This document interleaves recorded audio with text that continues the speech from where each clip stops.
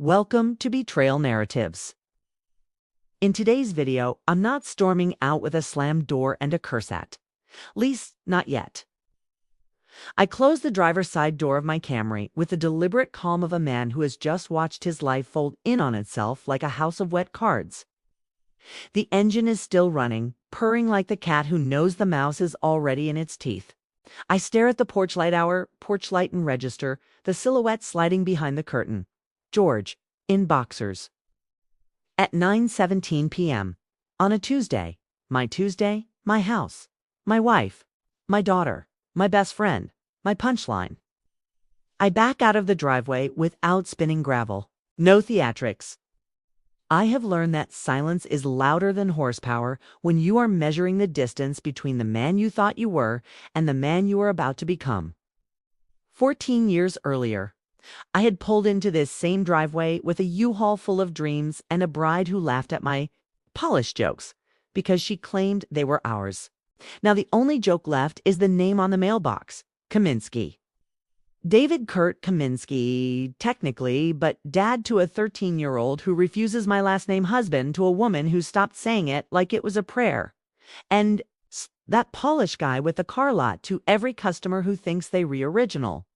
I have heard every Polak punchline ever printed on a bumper sticker, and I have smiled through them all because business is business and laughter is currency. Tonight, the only currency I care about is mileage, how far I can get before the rage catches up and tailgates me into a guardrail. I drive west because the sun has already surrendered to the mountains and darkness feels like the only honest thing left. The radio is off. I don't want sympathy chords or commercial jingles. I want the whistle of tires on asphalt, the small mechanical heartbeat of a tracking app that tells me her phone is still on the nightstand I built from Reclaimed. Barnwood the year Carrie learned to walk. I installed the tracker 13 days ago while she slept the sleep of the unburdened. Her thumb curled beneath her cheek like she was still 4 and colicky in mine.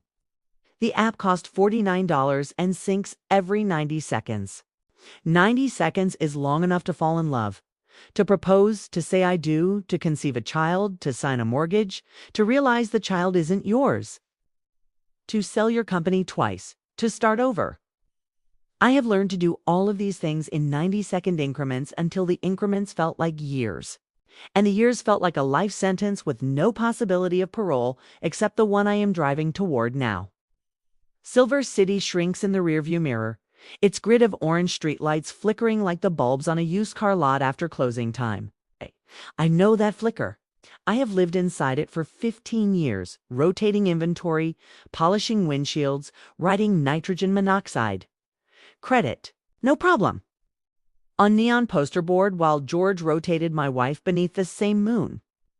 I financed his toolbox, his lift, his snap-on dreams. He repaid me with inside jokes delivered over diner coffee to booths awake close enough for me to hear the phrase. Polish, misses, float like grease smoke over the laminated menu I would never finish reading.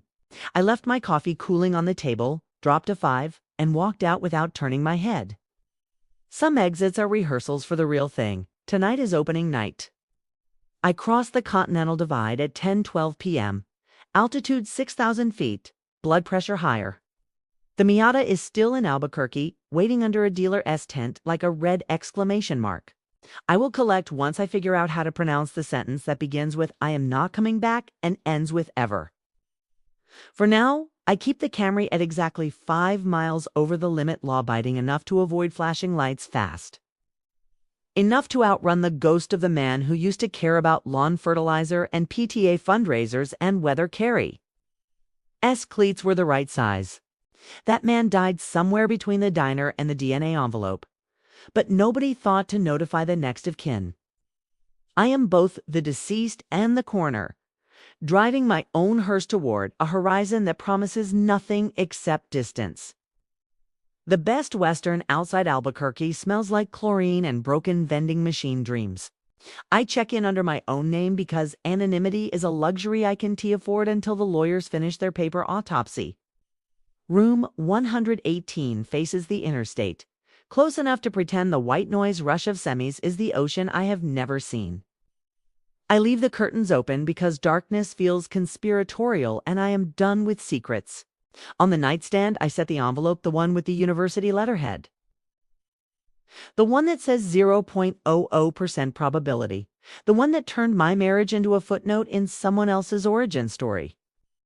I trace the edge with my thumb and imagine the paper cut that would finally make me bleed on the outside. Instead, I open the mini fridge, drink 2 bourbon minis without ice, and lie on the bedspread fully clothed.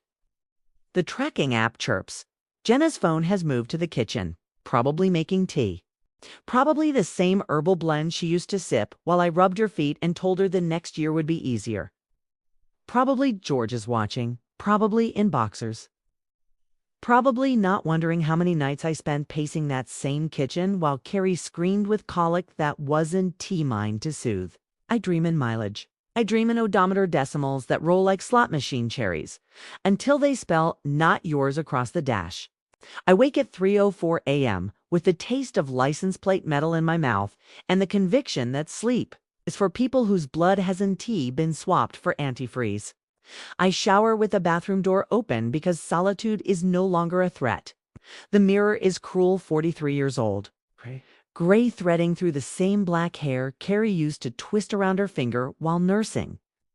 I wonder if George's hair is blonde.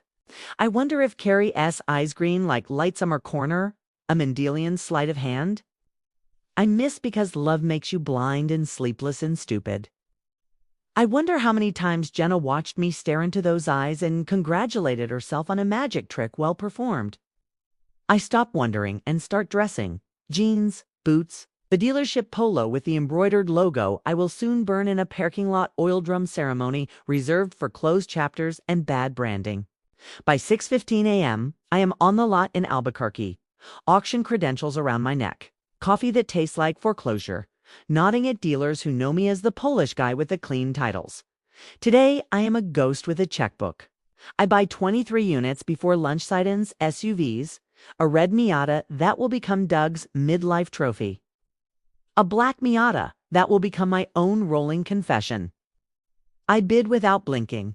Each raises a small act of vengeance against every dollar I ever spent on dance lessons, and summer camps, and a college fund that compounds at the rate of betrayal.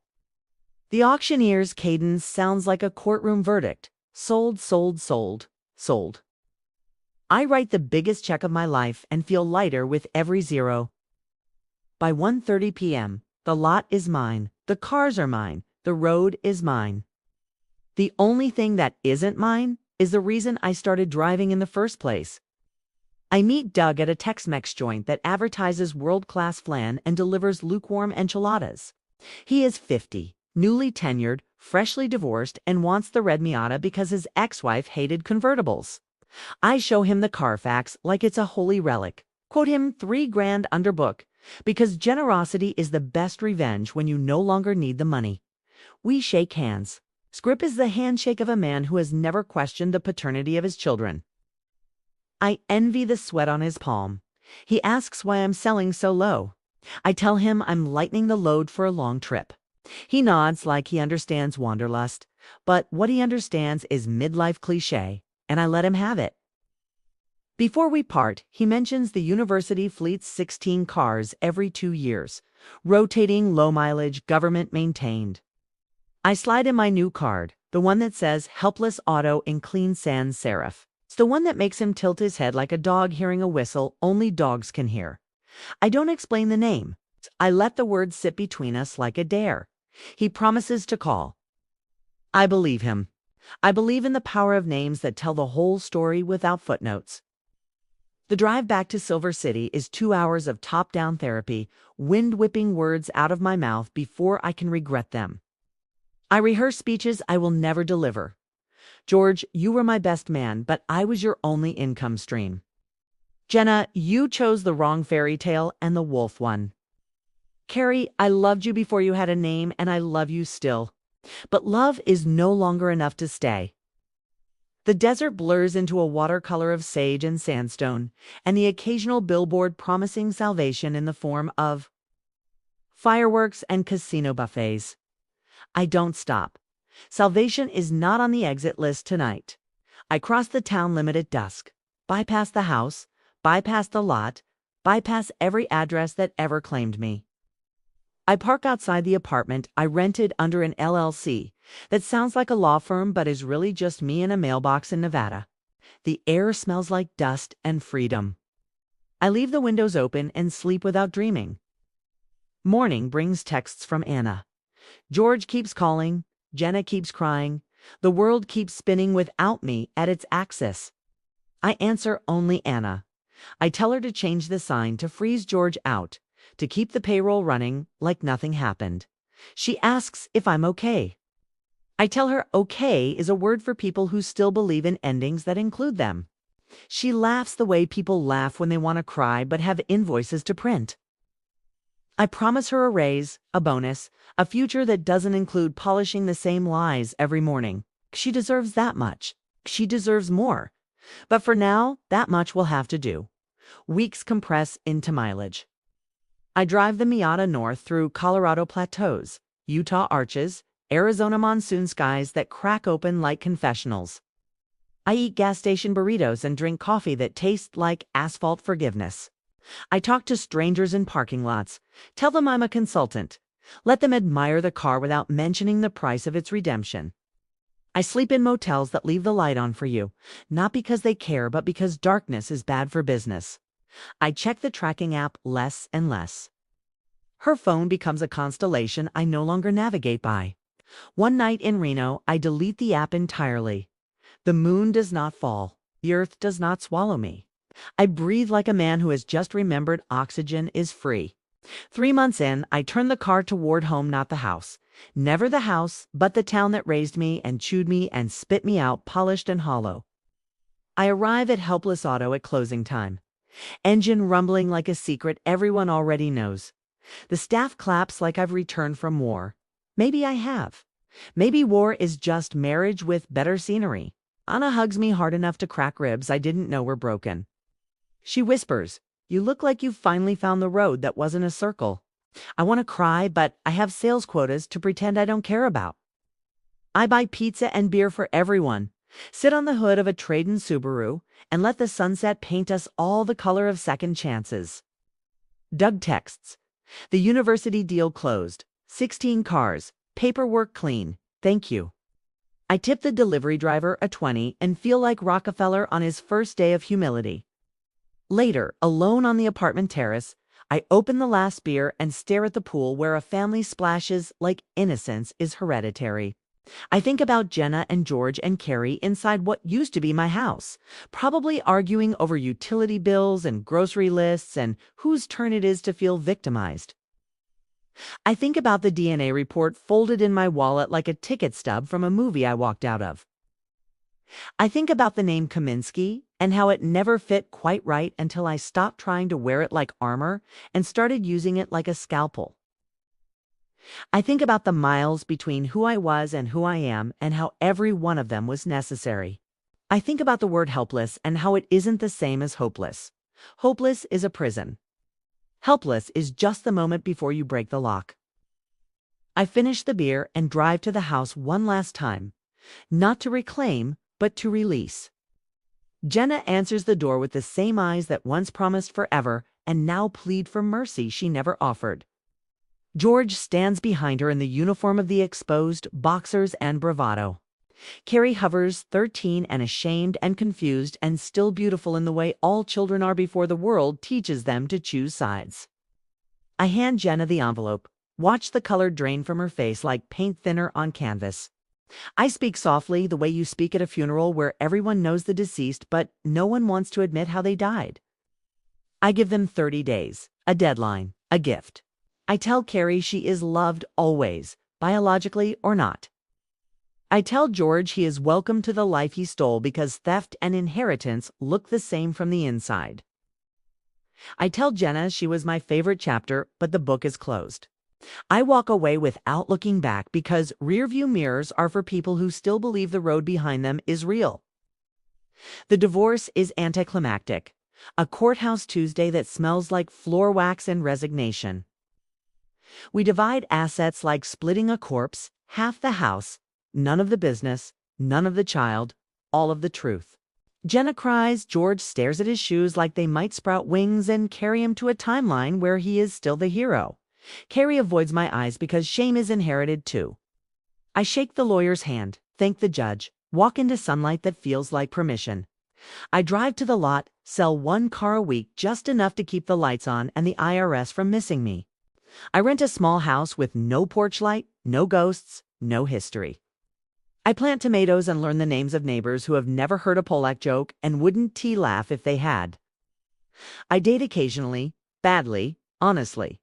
I stop flinching when people ask if I have kids. I say I had a daughter once. She wasn't mine. I loved her anyway.